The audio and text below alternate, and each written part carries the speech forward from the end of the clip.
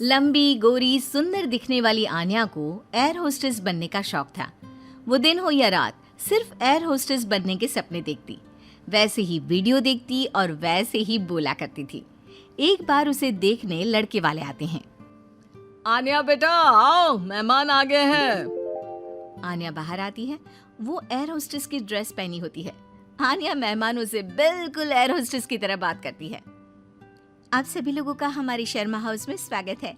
उम्मीद है आप लोगों को हमारे घर की मेहमान नवाजी के साथ ही मैं काफी पसंद आऊंगी। आप लोगों से निवेदन है कि अगले आदेश तक अपनी सीट की बेल्ट बांध ले, हम जल्द ही उड़ने वाले हैं। होने वाली सास बोल पड़ती है। उड़ने वाले हैं? अरे कहाँ उड़ने वाले हैं? ये किसी घर में आए हैं या प्लेन में? क्या है भाई साहब, ये आपकी बेटी को क्या हो गया है? तब आन्या की माँ जवाब देती है। वो क्या है ना, थोड़ी मजाकिया किस्म की है हमारी बेटी। वो तो दिख ही रहा है। वैसे क्या आन्या बेटी, एयर होस्टेस हो क्या आप? हो नहीं, पर हो जाऊंगी।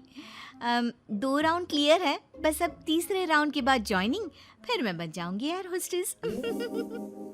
वाह वाह, सुना है एयर होस्टेस खूब कमाती है। और नहीं तो क्या, हर ट्रिप के पैसे, ऊपर से विदेश घूमो। मैं तो जल्द ही उड़ जाऊंगी। आन्या की बात सुनकर सास को लालच आ जाता है। वो मन ही मन सोचती है, मजा आ जाएगा, मैं भी बहू के साथ कभी अमेरिका तो कभी कनाडा। उधर आन्या मन में सोच रही होती है, ये रिश्ता मेरे लिए ठीक रहेगा।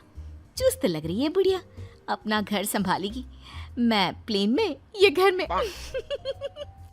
और फिर हंसते हंसते ही आन्या के मुंह से निकल जाता है, वो क्या है ना, मुझे तो रिश्ता मंजूर है जी। अरे बेटा, तूने तो मेरे मुंह की बात छीन ली। मुझे भी तो बहू के रूप में बहुत मंजूर है। तो बताइए कब की टिकट कटनी है मेरी? अरे कोई मुझसे भी तो पूछ ले कि मुझे शादी करनी है कि नहीं। ओह माय गॉड, एक एयर होस्टेस ने शादी के लिए हाँ कर दी है, तो तुमसे क्या पूछना। खैर अब मैं चलती हूँ, नमस्कार। आन्या का एयर होस्टेस बनने वाला भूत चढ़ता ही चला जाता है। खैर विवेक की शादी आन्या से हो जाती है। शादी के बाद बहू क्या बात है, लाल सी ड्रेस में बिल्कुल परी लग रही हो। बुढ़िया तू क्या सोच रही है मैं सब जानती हूँ। ये मेरे साथ लटकना चाहती है, गंवार कहीं की। अरे क्या सोच रही है बिटिया, मुझे घूर घूर कर देख रही है। अच्छा मैं ये कह रही थी कि मैंने सुना है वैष्णो देवी जाने के लिए प्लेन से जाओ तो 2 घंटे में दर्शन हो जाते हैं। वो क्या है ना, माता के दरबार में मत्था टेकने का मन था। हाँ हाँ क्यों नहीं, मैं टिकट करती हूँ ना आपकी। बहू वहाँ से चली जाती है। रात को खाने की टेबल पर सभी से निवेदन है कि खाने का सामान परोस दिया गया है, जल्दी जलपान कर ले, सहयोग के लिए शुक्रिया। सभी को आन्या की बातें अजीब तो लगती है, लेकिन करे क्या, बहू जो ठहरी। लेकिन फिर एक रोज रात को, हाँ मुझे नींद ही नहीं आ रही, क्या करूं मैं। क्यों, क्या हो गया, नींद क्यों नहीं आ रही? वो क्या है ना, धरती पर सोने की आदत नहीं है ना, मुझे तो आकाश में सोना है, जहाँ से बादल दिखे। ये क्या, घर के अंदर सड़ी सी छत और रेलवे का पंखा चलता दिख रहा है। अरे यार बड़ी अजीब हो, घरों में तो लोग ऐसे ही सोते हैं ना। सोते होंगे, मुझे आदत नहीं है। मैं छत पर झूला लगाकर सोई हूँ। झूला हिलेगा तो मुझे लगेगा फ्लाइट में गोते खा रही हूँ आकाश में। मैं तो चली। अब क्या था, ठंडी हवा के बीच बहू छत पर सोकर उठती है तो उसे सर्दी लगी होती है।